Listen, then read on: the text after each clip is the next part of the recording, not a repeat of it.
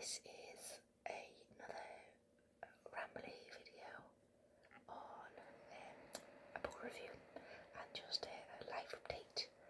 I am in my mum and dad's house at the moment, and I'm really excited because I am getting the keys for my new house next week.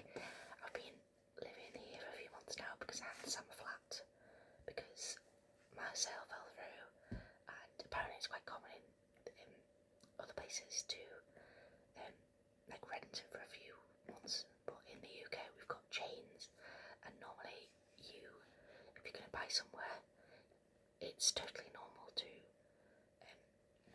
like sell your house under the condition that you're not going to move out until the house purchase that you're going to buy is ready to go through. So if I sell my flat, it's totally normal to say I can't move out until the house I'm going to move into is ready to go. And a chain means that the house that I was going to move into equally might need to move again. So sometimes you can have chains like 9 people long, and it makes it really convoluted. And I can understand why other countries don't do it. And in the UK, a lot of times people end up breaking the chain because it's just a faff. And I had such a massive issue selling my flat that I ended up just I lost 2 buyers, and then the third buyer was really pushy, trying to get me out really quickly, and because it waited so long I just sold it and moved into my parents' house. So all my stuff has been in storage for a while. I had to live in one room, and there's stuff everywhere. I don't know if you can see, there's a big pile of stuff here behind me, and my plants are everywhere. But I'm so excited that next week I'll have my keys for my new house. So I might do a video. I don't know. I'll see. Yeah. So today I'm just going to be talking about this book, which I think I mentioned last time. I read it a while ago. It's one that's really really popular in the UK, and it's been on my to-do list for a while. So I read it, and I really wanted to read it because I knew the film would come out on Netflix as well. So I read it, and I really enjoyed the first maybe 100 pages, but then the second half of it sort of went downhill for me. I feel like it got overly complicated, and I could feel myself just slowing down. It was a massive page chain at the start, and it's quite quick and easy read, but I don't know, I got a bit bored. I feel like there were too many characters, there were too many subplots and red herrings, and there were unusual murders that were unnecessary.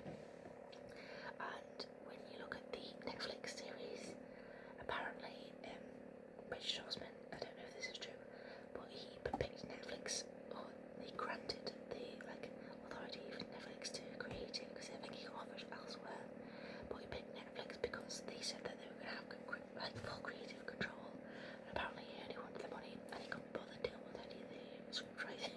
So fair enough. But they took away a lot of the characters, and I can understand why they did that because it is very convoluted in the book. And by the end, I was a bit just get on with the story, and a lot of things were unnecessary, and a lot of characters could have been combined, or just some of the characters were just unnecessary. So I had intended to read all of the books to begin with, and my brother-in-law and my sister really liked them, but my dad said he found it a bit flowery, and I don't necessarily think it was flowery. Some of the language, one of the characters who's a narrator did over narrate things that was unnecessarily, but it wasn't in a flowery way. It was more just she narrates the mundane, and that got a little bit frustrating. It was really this could be cut down, but if you took up all that stuff, and they were supposed to show that they've got simple lives, and now she's in something exciting, the Thursday morning club, but for me as a reader,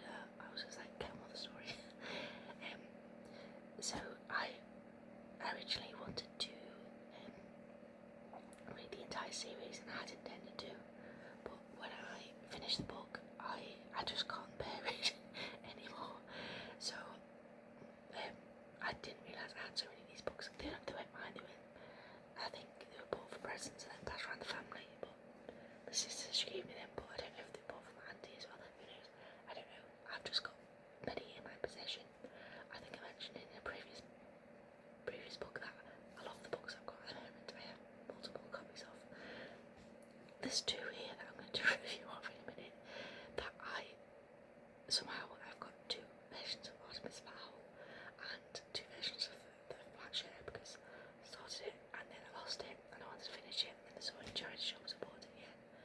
Then I found it.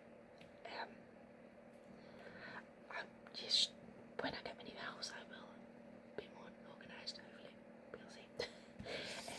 Somehow I have two versions of this. I know for sure I've got two versions of this because I bought myself it from the charity shop as a paperback because I wanted to finish it in time for the book, the TV show coming out. But then I ended up finding this. But anyway, it was only like 50p. So I think I bought myself this. I don't know where this came from. But this is the second one in the series. I think I might potentially listen to an audiobook. I feel like I might enjoy an audiobook if I don't have to read it, and it might be something nice to have it on in the background when I'm working. So I also have the hard copy of this, The Man Who Died Twice.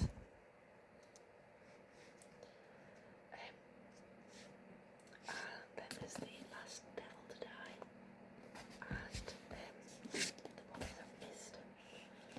These are, I can't remember which one is the latest one, or whether I think it's this one.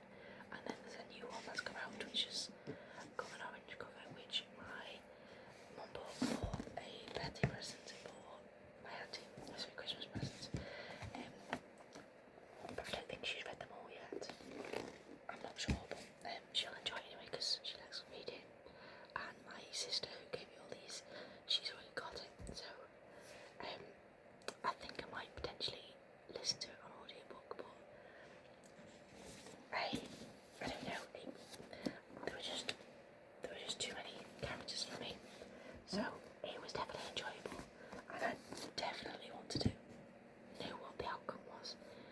So I did want to finish it for that aspect, but I didn't massively enjoy it. I did want to just finish the book, but I had this like urge to find out what the outcome and who the murderer was and how it was going to resolve. But I don't think I can bring myself to read the other books in the series, so I think I gave it 3 out of 5, maybe even 2.5. But it wasn't a bad book, and it was a quick read, and I think it was supposed to be a light book, but overall it wasn't for me. And I enjoyed the TV show, but the TV show was a bit farcical. It was a bit silly. I think that could have been more serious, and David Tennant was